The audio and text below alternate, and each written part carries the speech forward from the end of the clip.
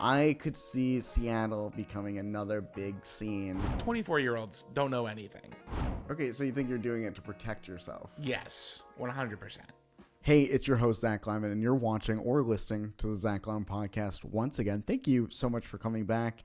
And thank you for all the new subscribers, for following The Big Laugh on YouTube, or the subscribers or followers on Spotify, Zack Lyman Podcast. I appreciate that so much. And this is another wonderful episode. So happy to have my friend Lyman in town. He was here in Seattle visiting, doing a show where he was headlining, and I was a part of it. It was a great time. And I love anytime I get to catch up with Lou. He's a fun hang and just a great comic. So this episode, we talk comedy, we talk anxiety, we talk goals. It's just so good. You have to listen. You have to listen or watch this episode. It is so good. I don't want to take any more time away. Please subscribe. Please check out the videos. Check out the past episodes. But let's not waste any more time. Let's get into it with this wonderful episode with my good friend Lyman. Do you think the comedy bubble has burst? Let's talk about it.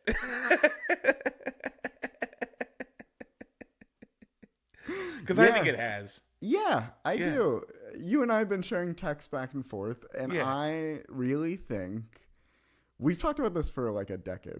Truly, like literally almost a decade. About the fact that comedy every year gets more and more large. Yeah. More and more millionaire comedians. Weird. Just more and more arena shows. And we always have been like, when's it not? When's the turning point? When's the comedy bubble burst? And I feel like this year, oddly, might be the year. And we say that because like the text messages we've been talking about, where it's like large comedians canceling tours because they can't fill the arena they filled 6 months ago. Well, and because it's also like, I mean, we're definitely, it's also like we're in a recession right now, so it's like when, when comedians like, name redacted from podcast, like goes on tour and tries to fill up a stadium, like schmucks like you and I are just like, we can't afford to go see that. Yeah. Like, Yeah, I mean, there's that for sure, but I even feel like non-arena, small theater, comedy club comedians, just, the smaller side of it, also struggling to sell tickets. Yeah. Also definitely. struggling to put together the tours. And last year was great for ticket sales, So, right. So we're seeing a lot of that happen. So it does make me think recession. Is it the comedy bubble? Is it just the, and I also know every single month I see posts of how many specials are coming out every single month. Right. And the amount of free hour-long specials you can watch has never been this high. Yeah, it is ever. crazy. So even me, it's like I see comedians, oh, that person's coming to town. Maybe not. Maybe I'll go. Maybe I won't go. But I'll watch their special. Sure, yeah. That's like, so it's like... It's a coming.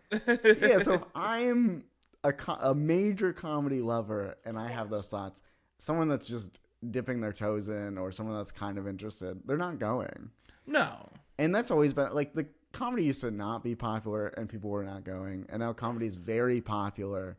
And it's funny to hear, like, all of my friends, even the ones not in comedy, have a favorite comedian. Right. And that's so interesting to hear because before, as it's like getting your non-comedian friends to come to your show was often a struggle because they're like, I don't watch stand-up, I'm not interested. But now they're like, oh, I know all these comedians. And you're like, what is happening? Well, and it's weird. It's like, do you ever, like, whenever you meet someone new and, like, maybe you're with like another person who's like, Zach's a comedian. That's my experience. I'll be talking to someone very rarely anymore. Am I like, I'm a comedian? It's always usually someone else being like, Lou's a comedian. Like, and then when they find out, when this new person finds out you're a comedian, and they ask if you like the same comedians that you do, I feel like oftentimes are they disappointed when they find out that your favorite comedians are not like in that ilk of arena comedians? Where like I tell someone my favorite comedian of all time is Gary Shandling, and most often people are like, who? Or like, I say Gary Gulman or Maria Bamford, and these are comedy is bigger than ever. Yet these are not popular names. It's so strange. It's like liking Arcade Fire before they broke big. You know what I mean? Except they're comedians who have been around for 30 years. Like yeah. I don't. It's but also often I kind of like walk into those conversations with like Steve Martin, Bill Burr, right? Like some choices of names that I feel like they will know. And often it's like, yeah, we all know Steve Martin, and maybe they know Steve Martin, the actor. Yeah, I was about to say, I feel like most people would be like, he does comedy, like stand up, like. But does he have a podcast? I'm usually more caught off guard when they know any names. Yeah, but it's just from years of like no one cared about comedy, and now it's like a major piece. And then of course, like part of that is like these streaming services know that it's incredibly cheap to make an hour, right? Versus like an hour-long movie, so they're like willing to pump out more, and then cameras get cheaper, and then people like me can afford to make their own special, right? So it's like there's just a like everything. All sides of this conversation are just moving incredibly fast at a weird speed that I kind of am even nauseous thinking about it, because it's just like so much of just everything hitting each other right now. Right. Like, well, and like, I feel like this really is right now. It's the time of the podcast. Oh, for sure. Like podcasting's like the biggest hits I've ever done. Gigantic. I gotta fucking get on making a podcast. Like, no one knows who I am. Like, I gotta get on it, man. You're like, I have opinions I can say into a mic. Yeah, I'm doing it right now. This is a release. This feels very good. Like, but I also, have you met the guy at the open mic yet? Like, I met the guy at the open mic just starting to do stand-up. Maybe you're talking to him, and, you're like, who are your favorite stand-ups? And he's like, I don't really watch stand-up. I watch a lot of podcasts. And everyone whose podcast I watch is a stand-up, so I think I should do stand-up too. Yeah. I met a couple people like that. I believe that. I'll be honest with you. I really haven't been going to open mics in the last year. And you know what? Super fair. I have been going in the past, I would say like a month and a half, 2 months. My shoulders are relaxed. Like, I'm having great days. Yeah. Yeah. Like, I think of a joke idea, write it in my phone, and then like the show I produce once a month, that's where I try out my new stuff. Yeah. Lately, but like other than that, I'm like having fun with friends. Yeah. Well, it's just, I'm now like, I'm busy enough where I can work on the new jokes during the weekend shows. That's fun. Which is great. That's the place I want to be. And then, like this month where it's like I basically took this month off from stand-up. So then it's like the few opportunities that I did have scheduled, then I can work on like a joke here and there at the gig. But also, yeah, if I want to pop into a mic, like I'm still new to Seattle. So it's like, let me meet who else is here. And like, I feel like a mic is like a good way to kind of figure that out. Exactly. And so like I plan on popping into a few, but I'm kind of just done doing the mics as like a set scheduled thing, because it's during the week and it's a lot of energy. Right. And I'm just not as hungry as I used to be. Yeah. Well, because you're getting fed,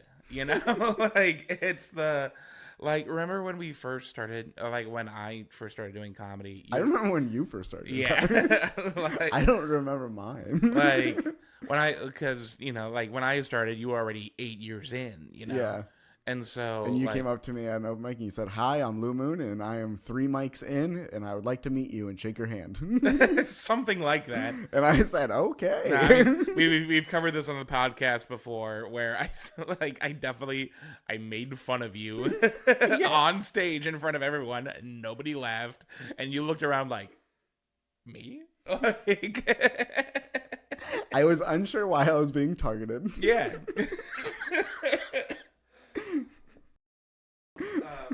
Yeah, and you made fun of me at a mic that I ran. Yeah, because I saw you go up on stage and was like, here's your second host of the evening, Zack Lyman, and I'm like, hey.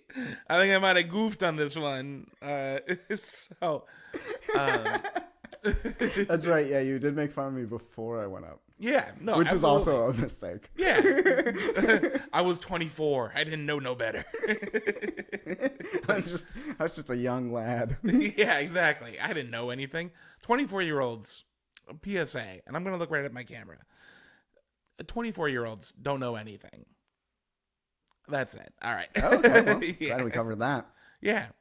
But like when I first started doing open mics, I was like, I feel like we talked a lot about how we're never gonna stop going to open mics. You know what I mean? Sure. Yeah, and I think I still think it's healthy to check in and do a mic here and there for sure. Yeah. But yeah, it's I mean, a younger me Yeah. in my early 20s is like, yeah, man, I'll grind it out every day of the week. I don't ever want to be home. Yeah, exactly.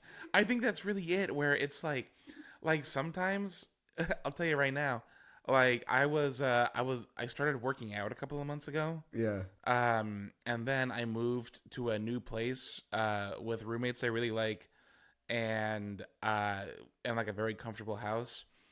And then I stopped working out because I realized I think I just wanted to be out of the house. Yeah. And I would do anything. Yeah, yeah. You just have more energy, and it's just, yeah, it's all different now. And also comedy is different, and mics Comedy's are very different. And when going back to the time that we first met, there was like 50 comics. Right. So like you could get 10 minutes, 7 minutes Right. very easily all the time. It wasn't grown because then over the years, like in Phoenix comedy, there was a growing point where the scene grew so much that we had to switch to bucket mics because you had to go to bucket or else the list is literally 60 people deep. Right. And you're like, this is crazy. We got to cut it off at some point. Exactly. And so, yeah, it just as things grow and change and as you're, different, I feel like that's why it's like, it's hard for me to say like very like, oh, mics or no mics, because like also every scene's so different. And some scenes it's like, oh, I go to a mic and they give me 20 minutes. And you're like, God, that's crazy. That would be insane. But like, it happens. Yeah. It happens. Like, man. I did want to ask you though about your monthly show. Oh yeah. So how long have you been doing that now? You know what's funny? October, my show Act Out in October, it'll be 3 years. 3 years. 3 years. Can you believe it? I truly was about to tell you, now that you've hit a year. Yeah. It went by so fast. Yeah. Like, that's crazy. Yeah, man. Like, well, because with Act Out, I started doing Act Out around the same time I was producing the other show I was doing at the time, Island Time. And so Island Time, I really put so much effort into in terms of like, not just like the booking side, but like, I had a band I was working with for that show, and like I was coming up with games and things to do with the audience as a part of the show. And there was a point in time where I was trying to get an ostrich into the bar because I don't really remember, but I just thought it would have been funny. So that show had so much production behind it that when the Bridge Improv Theater like approached me to do Act Out, I was like, all I gotta do is book 3 people and then it's the funniest show ever. Mm-hmm. Absolutely. Like, it's, I mean, funniest show ever is a little bit much, but the bridge improvisers are hilarious. And So tell me how it works. yeah, so it's a type of show called an Armando, which is, so it's someone, for Act Out, it's three stand-up comedians doing 10-minute sets, and then improvisers do scenes based off of the previous comedian's set. Okay. So, And why 10-minute sets? Why three comedians? I mean, honestly, I like three. I like odd numbers, but it's also just like, the show's at 10 o'clock at night. Because it, the Bridge Improv Theater, turns out the Improv Theater prioritizes the improv shows above the stand-up show. This is the first time I'm hearing that. I know. It's crazy. Like, I know you're an improv theater, but stand-up is better. Have you told them this? Yeah, Okay. several times. Yeah, you got to make it clear to them. And they still open the door for me, so. I think they see me as the alpha. Like, that's... You're just poking David in the chest. Yeah, no, exactly. And then he gives me his milk money, and they really know who's in charge there when I walk in. So, no, I mean, really, it's just a show that starts at 10 o'clock at night. So it's like, three comedians, 3 10-minute sets, three, which means that there are, 3 sets of improv scenes right after, also at about 10 minutes each. It's just an hour-long show. It's perfect. And, like, I want a short, like, not that an hour is, like, a short amount of time for a whole show, but it kind of is, because I feel like stand-up comedians have all done that local show where it's like, hey, we booked 12 stand-up comedians from the area, and they're all doing 10 minutes. Mm-hmm. And then we're going to get mad when the audience leaves halfway through, because halfway through, it's like, I've been here for a whole hour, and I still have a whole other, like, half of this to go through, and people are yelling at me to buy drinks. Yeah, and you forgot that the host will do a hot 5 between each one of them. Oh, yeah. Like, if we're lucky, it's 5. Like, and so... Like, yeah, I think I think it's nice to have it an hour, especially it's so late. Right. Like I am also very aware that, like, if I do a show and they give me I always read the room, like, when you're on the road, of, like, if it's a 30 to it. Sometimes you do these rooms where they say, hey, it could be 30 minutes, it could be 50 minutes. Yeah. Up to you. And then you're like, okay, well, it's midnight. Right. And I'm watching the audience, they're sleepy. Right. I'm going to do 32 minutes. Yeah. and everyone's going to be like, that was great. Honestly, like, yeah, like, I might do 28. We'll see. Man, that was kind of like, that's how I felt at the show last night too. Yeah, so you're in town in Seattle for a show. That's really why you're here. Yeah, I was here to do your show. Thank you. Yes. Yeah. So you did a show that I put together here. You were the headliner. I hosted, and then Genevieve Ferrari was the feature act. Dude, she was so good. Which, I wanted to make sure that I mentioned how incredibly talented she is, and how wonderful just as a person. And as first time you and I both have ever met her, and I was like, oh, for sure gonna work with her again. She's great. Very nice. Like, I don't know how long she's been doing it, but, like, pro. Yeah, pro. Super pro. So good. Yeah. But yeah, we did it was at a winery. Yeah. And I've done that room a good amount of times. And very swanky place. Very nice place. Yeah, very swanky. Very good. Always a good turnout. Things are great there. And I hosted, and by the way, I really felt like last night I was in the host mode. You did great. I felt like I was in the pocket, because sometimes I host and I go, do I know how to do this? But last night I was like, hey, fun jokes. Yeah. It's like, ah. No, yeah, you were in a you were in such a silly mood last night that you did crowd work. I did crowd work. I've never seen you intentionally do crowd work. Yeah, because I was just thinking about last time I hosted there, and I burned 2 jokes just because they're all getting seated and talking and getting used to a show happening. Right. That I burned 2 jokes. And so just knowing that, I was like, okay, I'm going to really lean into the, hey, who's been here before? Oh, what are you guys? Oh, date night. Like, Yeah. I was going to lean into that to just kind of like, okay, and now we're ready for jokes. And it worked out well because I also, on the other side of that, never want to do crowd work if the headliner doesn't do crowd work, because you're just setting up an expectation of like, hey, for the rest of the show, I'm going to also join in. Yeah, exactly.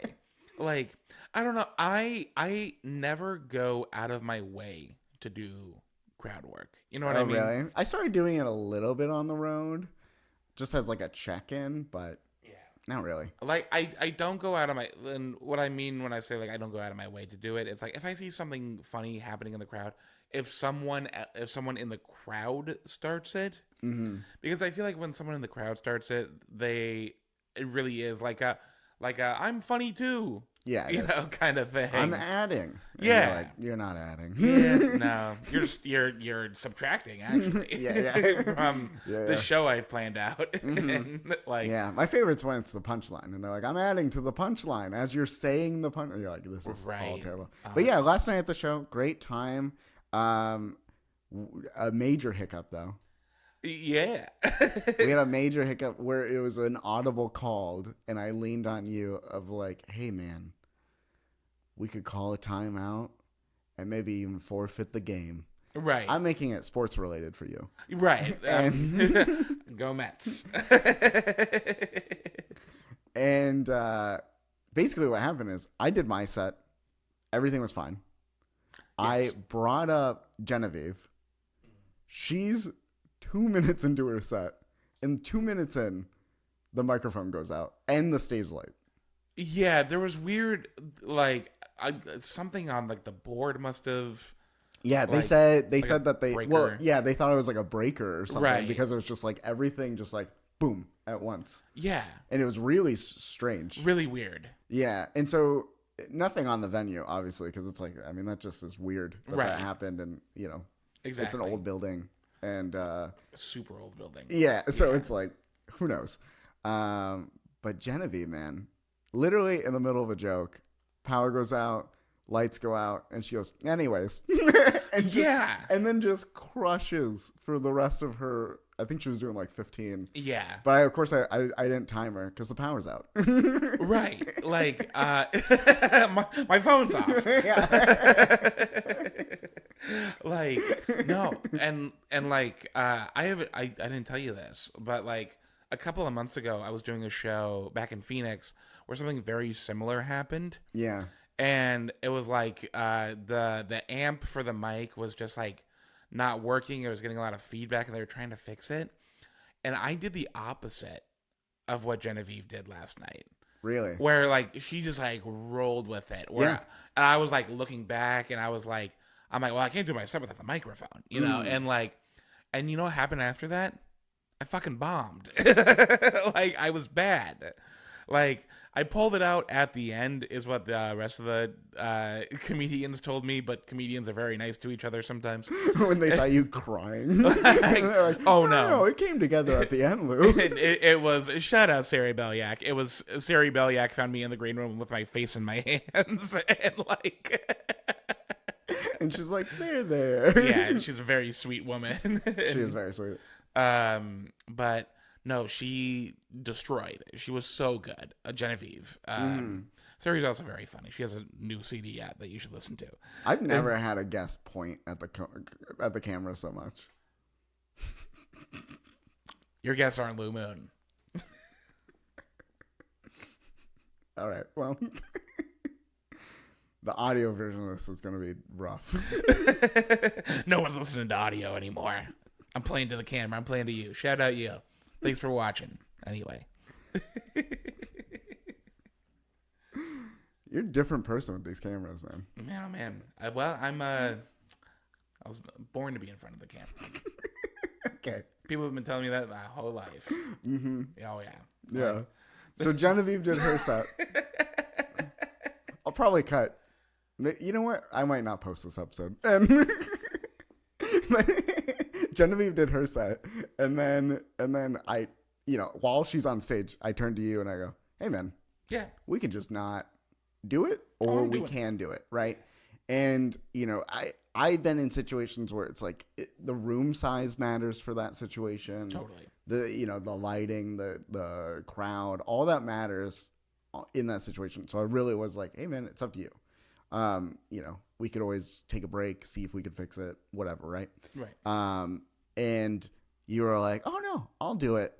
And so Genevieve warmed him up greatly, crushed, and then but before you came on, I made some announcements, try to buy some time for the venue too, because they were like still like trying different ideas and trying to fix it, get it going.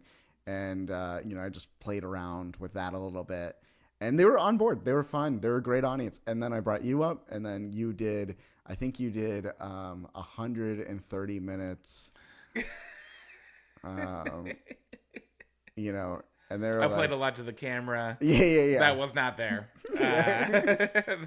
No, but you did your set. You did. I don't know how much time you ended up doing. I did like 45. Yeah, but it was like a planned. The show was basically like on cue for everything that was planned. Like, Genevieve did her time, you did your time, I did my time, and it was like basically what it was supposed to be lengthwise. Right. And the crowd loved it and had a good time. It was such a good crowd last night. I was a little, I'm always intimidated by a crowd, no matter what, no matter who's in it, no matter who's, what the situation is. I never assume it's going to go well. Really? Never. Never. Like, I'm never like, this is going to be great. Really? Really? Even when it's like your album recording? Oh, that was when I felt it the most. Really? Oh, dude, you were sort of like, you hung out with me right before the album recording. Hours before, yeah. Yeah, like we got coffee, we got lunch, and then like I was really trying to hold it together. Yeah. And then, it's like the show's about to happen with my album recording, and the room's filling up, and I'm in the green room with like, I ordered a beer right before my album recording, and I was like, I shouldn't drink this. Like, I should be just totally sharp. Yeah. So I'm just like holding a beer that's getting warmer in my hands, and I'm just like staring into it. I'm like shaking. I'm like, this is gonna be terrible. Okay. So last night where it's like a fun crowd and you're watching them.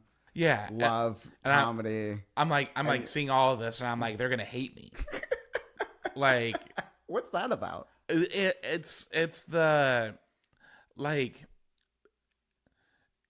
I feel like I've grown a lot as a person and like who I see myself as in the past year or so. But there's still always that part of me where I'm like, if I know it's going to be bad, I won't feel bad. I won't feel worse when it happens. Okay, so you think you're doing it to protect yourself? Yes, 100%.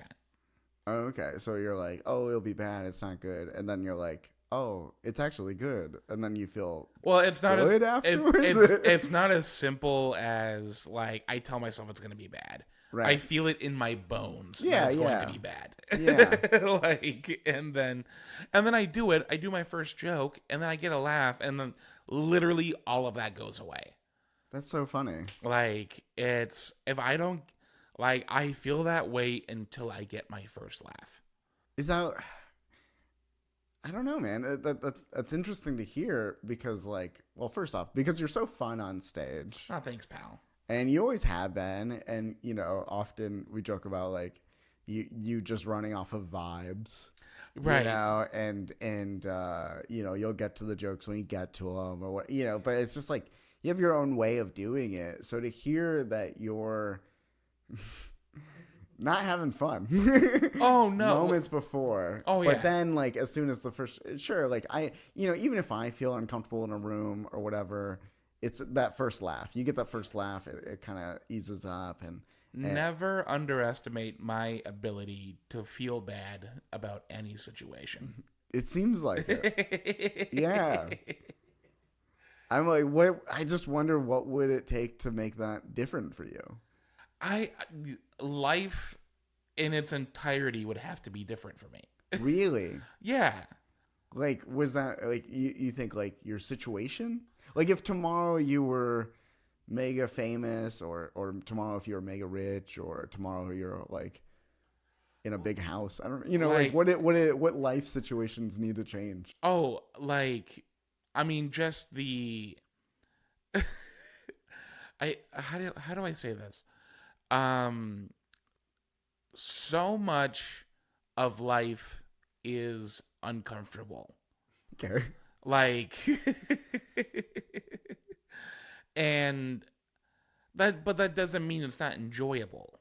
Yeah. Like, it just means I've had to learn how to get past the feeling of being uncomfortable almost all the time. Right. Oh, dude. Well, it's like, I have a mobility disability, right? So it's just like I'm in pain 24 hours a day, and it's like moving, walking, sitting, standing, laying down. All of it's bad for me. When someone's like, get a standing desk, I'm like, I can only stand for at the most an hour at a time. Mm-hmm. They're like, oh, well, you can sit down. I'm like, my back. It's like, what do you do? What do you do when, and I don't think I need a mobility disorder to also feel that I would also be uncomfortable in almost any given situation either. Because it's just like meeting new people, making new connections, like being outside where I'm unprotected. So much of life is just being at least this much uncomfortable at all times. Sure. Like, at least this much. Yeah. Which means I'm never truly comfortable. Yeah. But is anybody truly comfortable all the time? Not all the time. Yeah. No, I don't know. I mean, that'd be crazy if you're comfortable all the time. But I guess, as I say that, I bet you there are. But there are people that are, maybe they have a job that they go to, a home that they come to. Jeff Bezos wakes up one day and just goes, I want to go to space. And then does it. That guy's comfortable. Maybe. So it's, I think there's a lot of where it's like, I'm sure there's, comfortable people that are, but we're in a job that requires us to go to new spaces, to meet new people, and do these things. And so I'm sure if we just had like a 9 to 5 and then like you're in a job and then in a home and in a place where you're just kind of like in your bubble. Yeah. That's safe. That's a good time. But I think like you and I have chosen a life that kind of leads to that anxiety 100%. and that stress. Yeah. So then it's like, okay, well, how do you find getting comfortable in that? Yeah. Like, I mean, it's as soon as it's like when I get that first laugh, that's when I realize, I live up here. Yeah. I live on stage. I think all comedians live on stage. Like all the good ones do, right? Like, and I don't equate being uncomfortable with having a bad time either. It's like I also get this amount of anxiety when I like go on dates. It's like if I'm meeting up with someone who like I really want to impress. Like I feel that same thing. Like moments before I get to like a date, I'm like, I could have stayed home tonight. Like interesting. Like but then it's like when it happens, it's either good or bad. Yeah. I can't control that. Yeah. So my question is, it seems like, like with dating or with stand up or with anything like that, it's like you, as we all do, you're making decisions or you're having these thoughts at least of, let me stay in my safe bubble. Let me not leave my safe bubble. Oh, I should stay in tonight and not go on that date. What do you tell yourself or do to get yourself out of that? To like actually go on the date or to get on the stage? It's because, I know for a fact that I don't know. I think everyone has so many sides to them, right? But it's like you have to have like the higher self, or like the best version of yourself, be the one who's actually in charge, right? Yeah. Where it's like, yeah, like there is that side of me, and I feel it. I feel that side of me that is like, I don't want to like, meet new people. I have enough people, like there is that side of me. I just don't listen to it. Okay. That side's not in charge. When I go on a date and I'm like, I could have stayed home, that guy's not in charge. Like, I'm in charge. It's like, I love stand-up comedy. I'm not happy when I see the crowd, Interesting. Like, but it's because like I'm afraid. It's because I'm afraid of disappointing them. I'm afraid of disappointing my date. I will always be afraid of disappointing the people around me, Yeah. like, but it's also like I can't live my life in fear. No. Also, and like that feeling is so much stronger and so much more powerful than the feeling of, I'm not gonna leave. I'm gonna leave, or I'm gonna stay in. Yeah. I'm gonna keep myself safe. That voice is so much like louder and so much more powerful. Yeah. Always. Yeah. Yeah. That's really interesting to hear about, because it sounds like you're like really holding yourself to a high standard. Yeah. And maybe maybe you're holding other people to a high standard, and then all that mixed together is you're looking out to a crowd and being like, nah, these aren't my people. Yeah, like I get that feeling at first, like that's almost the first feeling I get, is that like I look the crowd last night at the winery. Yeah. It's exactly the crowd I thought it would be, who's at a winery, which is like, wealthier folks, a little bit older folks. Yeah. Not my typical crowd. Yeah. I mean, but you say they're like mixed in with like, there's definitely people there that are like in their 20s. Totally. Yeah. And 30s and 40s and sure. But like, yeah, a mix. And it's like, it is a nice wine bar. Right. But I still had I think I could go so far as to say that I had a really good set last night. You did. They really liked you. And I know they liked you because you did your set and you talked to every table afterwards and you sold many CDs. I did. I sold CDs. And they were on board with every joke, and they're like, there wasn't like a downtime. Right. Yeah. So it's like, it was a good set. And I think you and I maybe even talked maybe, I don't know when. We talked either before the show or a day before, whatever. But we've just talked about where it's like, when you work the road or just do these gigs, like outside of your normal gig of any sort of way, you're in audiences that you're like, whoa, interesting that these people came to see the show. Right. Interesting that this group of people decided to see me. Right. Especially if you're the headliner and it's like your face on the flyer or whatever. Right. You're like, they decided to come see that. And so I catch myself often, and I remind myself where it's like, hey, they saw me and maybe even watched a clip online or didn't, but they said, I'll take a shot at this. So they're taking a shot. They're open. They're willing to laugh and understand and grow. And on the other side, I should be open and I should be like, yeah, if they want to, I'm going to give them a show. Right. And then afterwards, I can decide if they liked me or not. Sure. Right. And then I am always surprised that afterwards people come up to me that I wouldn't normally think would, that live all different types of lives, and they tell me about a joke they loved and like a thing that relates to them, or like, I talk about my autoimmune and celiac disease and stuff like that on stage, and people coming up being like, oh, my daughter or my cousin, or, you know, like it's relatable, and I would have never brought that connection before. Right. And so, yeah, it's hard to not judge a crowd beforehand, but it's like, I think it only does you a disservice. 100%. Yeah. It's like, I feel like that's the lesson I've been learning the past year or two, is that, like, because you mentioned it earlier, like, you said that it sounds like I hold myself to a really high standard. I always have. Like, and what that led to was just being really, really hard on myself. Yeah. For a long time.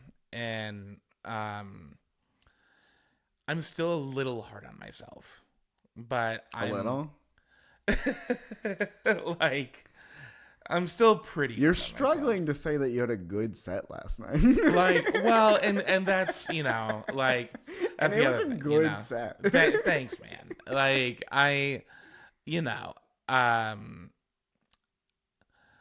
what helped me, what is helping me right now, like, even I'm not complete, I'm not done, like, You're still cooking? Yeah, I'm still cooking. Like, what's helping me right now is not holding myself to a high standard, but holding myself to the standard that I would hold anyone else to.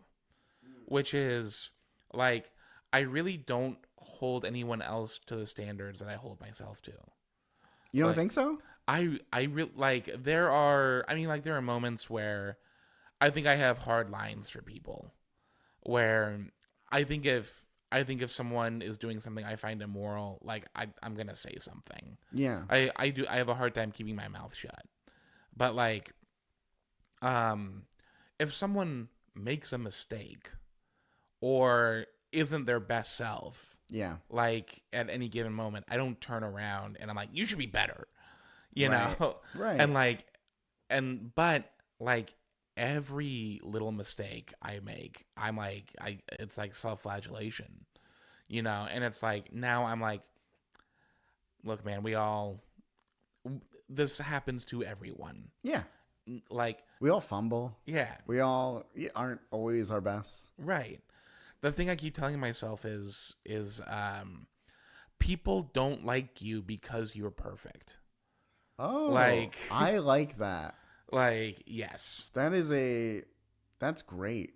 Like, because that's always been the thing, is like, I'm like, I want people to think I'm so good and great and perfect all the time. For sure. We all do. We all have that. Exactly. We'd be lying if we don't. Yeah. Like, I get to be all of my flaws. Yeah. I get to be anxious. I get to be neurotic. I get to be, when the chips are down and I'm in a corner, I can be a little mean. Like, I get to be all those things and still be a good, kind of person who does his best to lead with kindness and empathy. Yeah, yeah. I mean, as long as you're, like, recognizing and learning and growing from those things, I think that's all appropriate. And it's like, I feel like often lately I've been reminding myself that life is messy. Yeah. And things don't always go as planned, and that is a struggle that I also, because, like, it's like, I want I want everything to go perfectly. I want everything to go to plan. I want everyone to thrive and succeed, and I also don't want to upset anyone, and I'm a recovering people pleaser. Yeah. So all that is, like, life's messy, and yeah, sometimes you're not always going to make the best choices, but that's not like, I'm not friends with you because you're perfect. Right. We're friends because of many other things, and people are complex people. So I think that's really interesting to hear. And I just wonder, like, what the next stages of that look like for you, of, like, conquering this fear in stand-up. I don't know. I mean, I really don't know what the next step is, because I think a fear, like, fear is not the right word for it, because a fear is like, if I'm afraid of something, I don't want to go near it, and I love stand up, like. But I think you're a little fearful of the crowds from what we're talking about, you know? Yeah, well, I'm like, yeah, it's the fear of what they think of me, for sure. Like, but I'm now in a place where I care a lot less about what people think about me. Okay. Like, Yeah. in a real way, I think that because here's where I'm at now. If the crowd didn't like what I was doing last night, I would have gotten pretty hostile. Really? If knowing me, I would have been like, "You don't like that? You're fucking dumb." Like, I'm great. I'm good at stand up. Like, this is crazy. Like, but like, I would have played up that feeling of like, oh, this is the wrong thing. This is the bad thing that's happening that I'm afraid of. Yeah. And now it's happening. What do I have to lose? Yeah. You know, like, that's But you do have something to lose. Because those people walk away with, like, knowing you and, like, you're networking in some way, and, like, that venue knows other venues. So there's, like, layers to it that it took me a long time to recognize. Right. That I don't need to burn down every bad gig, you know? And, Right. And realize that, like, no, you could save this and walk away with, like, yeah, you know what? Right. Maybe it was me that was off, or Yeah. maybe I read something wrong, or you know, but at least walk away with, like, okay, me in this venue or me in this booker are going to just kind of go, that was a hiccup, and maybe I don't work that venue again, but at least maybe that booker will book me for something else, or you know, and like, it doesn't have to be like it is funny that, like, people, it's like, oh, I'm gonna go see this comedy show, and then the comedian's like, I'm hostile. Yeah, I'm mad that you're here. Like, and like, don't get me wrong, it's not like if I had done first joke and got nothing, I wouldn't have been like, that's it. Like, I think I would have made it like 5 or 6 jokes. If I did 5 or 6 jokes and got nothing, I'd be like, what's the matter with you? Do you hate me? Like, what am I doing? What do you like? You know, like, yeah. Like, puppets? Do you want me to go get a puppet?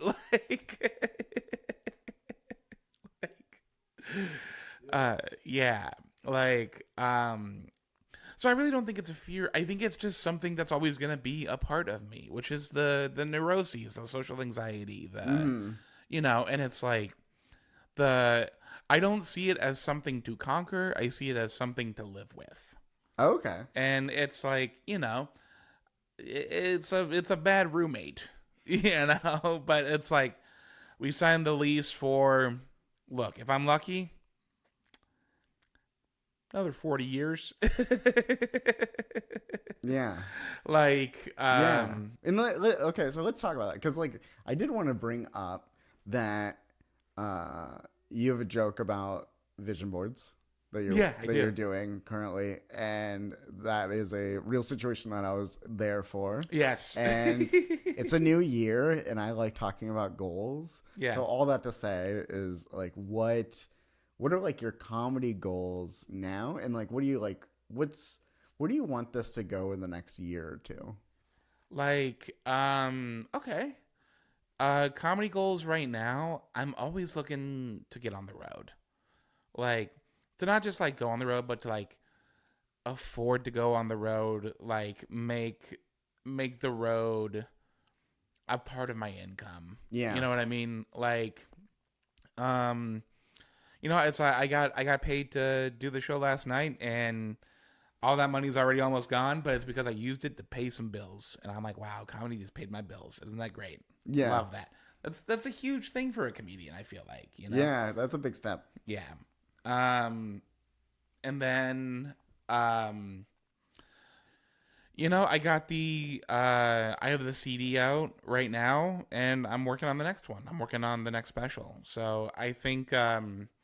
what I really want by the end of the year, by the end of 2025, I want at least most of it to be a sort of fully formed thing. I have some stuff I have some new material that I'm really excited about.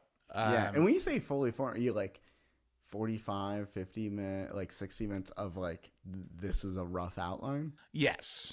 Like, you know, I have this joke that's, you know, I have this joke I've been writing for years that has been like an albatross around my neck that, like, I'm not going to talk too much about it, but the joke as it stands right now is about 20 minutes long. Where I'm like, if I figure this out, that's a third of it done. You know, like, you know, if I make it 45, that's close to half. So Yeah. but like, you know, it's like my next special as a fully formed performance piece of performance theater. It's, you know, it's almost there. And I want to get it there by the end of the year for sure. Okay. And then what's okay? I want to continue talking about your goals, but I'm curious of the process of, so you want it like a rough outline, and then how long from rough outline to like do you have like an idea of like when that looks like, when it's rough to polished? No. Because I'm always gonna find something I hate about it. Yeah. Like, and I feel like you feel the same way about, like, well, yeah, like, that's part of my curiosity is because literally the week before I filmed my special, I tweaked majorly a joke, and then I also was like finding tags up to the week before. Right. And so it never felt, I shouldn't say that. It did feel completely done. It did. Right. But I was still happy to find that I can get 1% better at it. Right. And I was happy that I was having that happen literally up to the day of filming it. So, but at the same time, it's like from rough outline to polished, I was kind of hoping for a year, and I think I was kind of like a year and a half. Right. Is what that looked like for me. Yeah, like, well, and because it's also like what I really need is like what I really need is a deadline. Yeah, right. It's helpful. Like, as soon as I booked the venue, I was like, okay. Like it's gonna be, I get the venue, I get the day, and then it's like I'm gonna film my new special, and up to the time I go up on stage, I am gonna be thinking about my material and tweaking it and doing stuff to it until, like, and it's never gonna be complete, and then I'm just like, and then it's gonna be, I'm gonna get on stage and I'm like, well, I guess this is gonna be it. Yeah. And the only person who knows it's not fully done is me. Mm-hmm. Everyone else is gonna have a great time with it. Yeah. You know, like, yeah. And like, that's that, you know, that self-criticism, that like that high standard that, you know, it's again, it's never gonna go away. I just have to live with it. Yeah. Right now you don't have a date? No, not at the moment. Okay. I'm thinking I want to finish it. Like, I want to have the special written, done. Mm-hmm. And then one thing that is really unusual about my special that's out right now is that I had never done it all together before. I had done 10, 15, 20, 30-minute chunks of all of my jokes. and then one day I was like, I want to make a CD. And I did 52 minutes of all of my jokes. And I had never done that amount of time before. And so I want to practice. Yeah. I want to do my special as a fully formed 45 to an hour long thing before I record it. Crazy goal. what I find might be the industry standard. Yeah. Turns out. Yeah. So, Yeah. What do you have any other goals with comedy right now, or? I don't know. I just want to keep making it, man. Mm-hmm. Like, I feel like comedians get so hung up on, the stuff surrounding stand up Yeah. that they want. I'm like, and feel like people are just like, am I writing for an hour every day? Am I like making my tight five? Am I like, I want to do stand up in a way that's intentional and authentic and makes me happy and makes the crowd happy. Yeah. Everything outside of that is a distraction. Mm-hmm. And I don't know, maybe I could post on social media more. I don't fucking know. Yeah. Yeah, but you're right. Like, leading up to filming my hour, the last year and a half, it was great to have that as the goal and to then have like later the date sent, because then that led to, oh, I'm not going to do this other side project because I have to work on the hour. Oh, I'm not going to, so it kept me really focused on like the project of it all, which is great. And then it's like, now I'm kind of like you're working on your next hour and I'm kind of in the other stage right now where I'm like, oh yeah, I'm going to do the podcast as much as possible and pop in on mics and pop in on shows and meet people and do everything around comedy besides like doing the hour, as I like, kind of throw everything out the window and start fresh and kind of like give myself some time before like, oh, what's the next big thing I'm gonna Right. So it's I truly have like I'm so bad at the projects. I'm so bad at the making ads. I'm so bad at the posting on a schedule thing. Yeah. And I suppose I could be better at that. I just am always afraid that like distracts from the reason I do stand up, which is I do it for, Yeah. like I do it for my soul, like Yeah, and I think on the episode with Patrick and we talked about where it's like, yeah, all this around it is so we get to do the fun thing. Right. That's so fair. Like, yeah, it's, you're driving, renting a car, staying in a hotel, doing all so then you get to do the fun thing.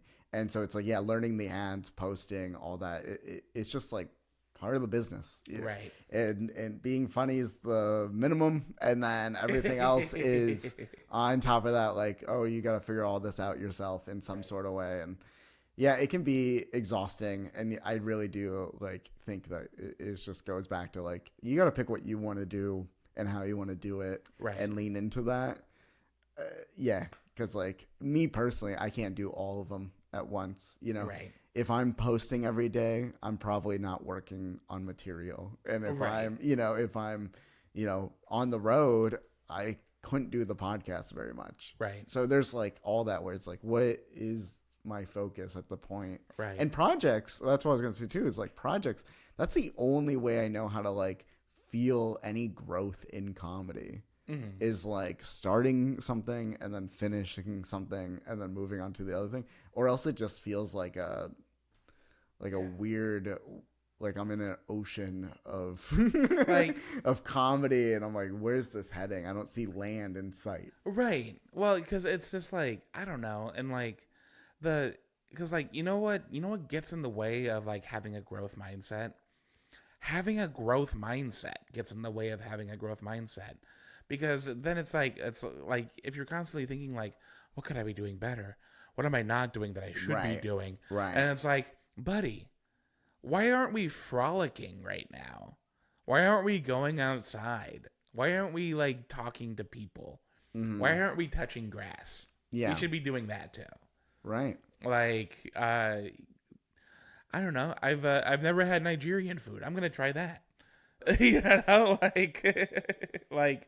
Like all of this, like I feel it's like all of this shit gets in the way of comedy, but we got to do it, but and then all of this shit gets in the way of life. Mm-hmm. But we got to do life too, you know? Yeah. And it's like, you know, something's got to give, but in the meantime, I'm not thinking about that.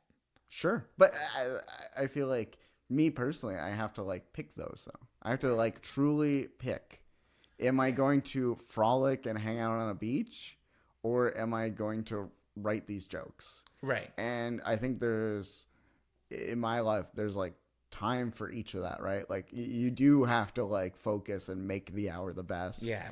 And then you can give yourself do. time to relax. Yeah. But like I have to be very mindful of like my daily decisions. Exactly. Or else it's like I feel like I get nothing.